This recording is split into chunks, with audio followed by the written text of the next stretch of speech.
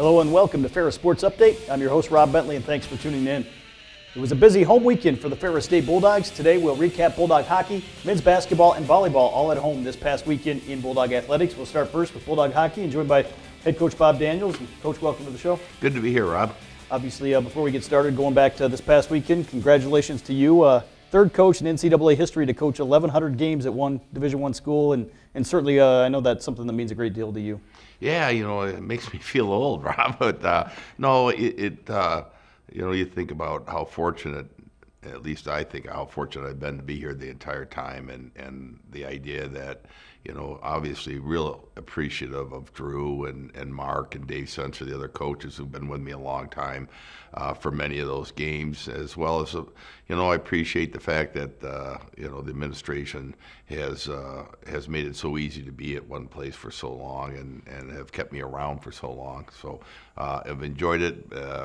Hard to believe I've been here that long, though. It's hard to believe. Time flies. Obviously, this past weekend, nice to be back at home, but taking on a very good opponent. Minnesota State came in number 3 in the country, but you guys certainly played with them, especially in that Friday night game. Yeah, I thought in the Friday night game we really played well.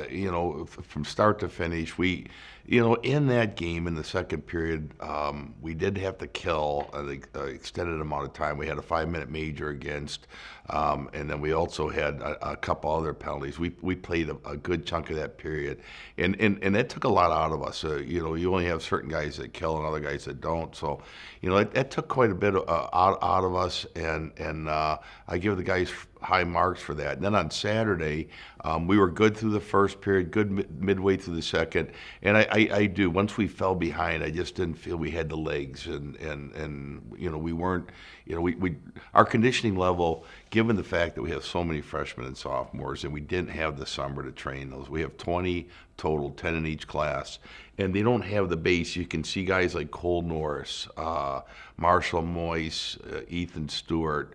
The guys that have been around for a while, they have no problem playing because they've worked with Dave Sensor and they've got the base you need to play as many games as we have, and then to play an emotional series like that.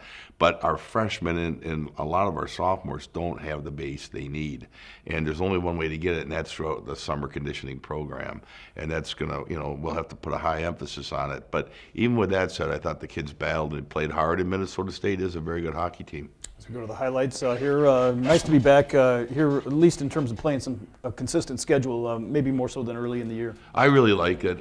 Even in the second half, we had a lot of weeks where we started playing 3 games a week. We had a stretch where we played 8 games in 15 days. So the schedule just hasn't been a normal schedule. I can't say that I dislike it, though. I kind of like playing all the games. I really do. But it's not necessarily the way I would have drawn it up for this year's team. You can see we took a 2-goal lead into the first. Shots were pretty even. At this point, I thought the game was pretty even all the way around. Here, we were killing a 5-on-3. We actually put it in our own net. We got to the end of the 5-on-3. We just were never, the guy just stepped out of the box when they scored. Obviously, this is one of those periods that went back and forth. They take the lead here, but you guys come back and answer with a couple big goals here. Yeah, they came in the period down 2-1, then we fell behind 3-2. Now it's 3-3. The entire game was just always tight, always within a goal. Here we take another lead. Now we'll go up 4-3. Probably this next goal here is one. Realistically, I thought our defensive group played poorly on that goal, and we left Rody Selman-Kangas out to dry. Obviously tied up going into the second, and a scoreless third period as the two teams will go to overtime out here very shortly. Yeah, this was a period where neither team had generated an awful lot of shots. That might have been one of the only scoring chances all period. But both teams were playing hard. Now this is a 3-on-3. We're getting down late. They score the goal. To me, realistically, it's a tie. That's gimmick hockey there at the 3-on-3. I don't mind it. It's entertaining and so forth. And certainly we would like to win in those situations. But, in all reality, it's basically a tie. And I thought we were full marks for that. Obviously, taking a game like that, you played so well. Is it kind of let down to the guys maybe to have that one fall in overtime? Yeah, it is. That's it's a dagger and it's tough to swallow. But the key was to talk about all the things we did we did right in that game. And I was concerned. I know the next morning the guys came in for their COVID testing, but we didn't meet in the morning.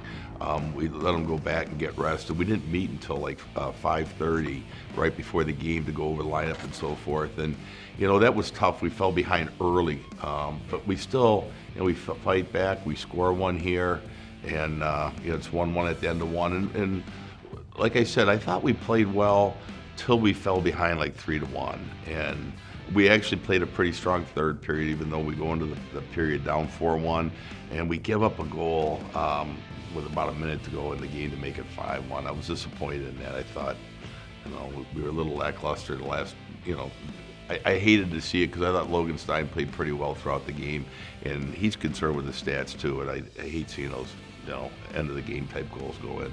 Obviously, you had to kill off a couple penalties here going down the stretch too, as did they here in this contest. Yeah, this contest, like the first night we had to kill off 7 versus we only had 1 power play. The second game it was more even in terms of the power plays. It's just we didn't have the juice when we fell behind in this game to make a comeback. Obviously, Minnesota State, a team that you had played earlier in the year and battled them well on the road, and came back and battled them well here at home. Yeah, no, they're a good team, and they're older and they're very physical. They can play whatever style you want to play. If you want to play a grinding physical style, they can do that. If you want to play a more skill up and down the sheet, they can play that way too. And here's the goal I was talking to you about, Rob. Here it's late, and I thought we could have done a much better job in terms of defending for Logan. So, those go on his stats, and he's concerned about that as well.